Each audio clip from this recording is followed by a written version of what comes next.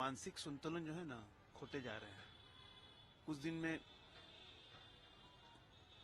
Asylum की जरूरत पड़ेगी, मानसिक रोगशाला में भर्ती होना पड़ेगा। आप बताइए, ये नरेंद्र मोदी से नहीं लड़ रहे हैं, ये भाजपा से नहीं लड़ रहे हैं, ये हिंदू धर्म की शक्ति से लड़ रहे हैं। हम लोग शक्ति किसको मानते हैं हिंदू धर्म में? माँ दुर्गा को मानते हैं, काली को मानते हैं, सरस्वती को मानते हैं। ये उसी शक्ति से लड़ रहे हैं। ठीक है, आप हिंदू नहीं हैं, आप पारसी पिता ईसाई माता के पुत्र हैं, हमें कोई दिक्कत नहीं है उससे, लेकिन आप शक्ति से लड़िएगा।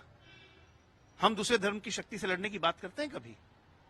और ऐसा व्यक्ति को लोग नेता मान रहा है। बहिष्कार करो, गांधियों का बहिष्कार करो। देश को अगर बचना है, ऐसे ऐसे गांधियों का बहिष्कार होना चाहिए। इनको राजनीति में रहने का 1% भी हक नहीं है।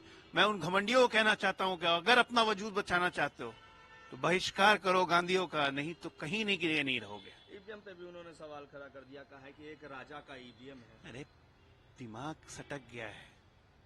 ये ईवीएम पे क्या, ये दुनिया के हर चीज पे सवाल कर देंगे। जो आदमी शक्ति पे सवाल कर रहा है, बाकी सवाल का कुछ मतलब ही नहीं। राजनीति बहुत हो गई। मैं कोई बयान नहीं देना चाहता हूं, मैं बस एक अपील करता हूं, बहिष्कार करो गांधियों का। इस जनरेशन के गांधियों का बहिष्कार करिए, देश को बचाइए।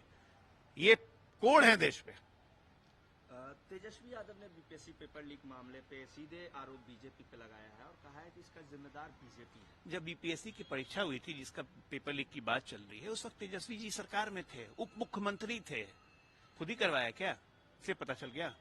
हालांकि बीपीएससी के चेयरमैन ने कहा है कि अभी तक परफेक्ट प्रूफ नहीं मिले हैं कि पेपर लीक हुआ है कि नहीं। अगर पेपर लीक हुआ होगा तो निश्चित एक बात जान जाइए कि ये सरकार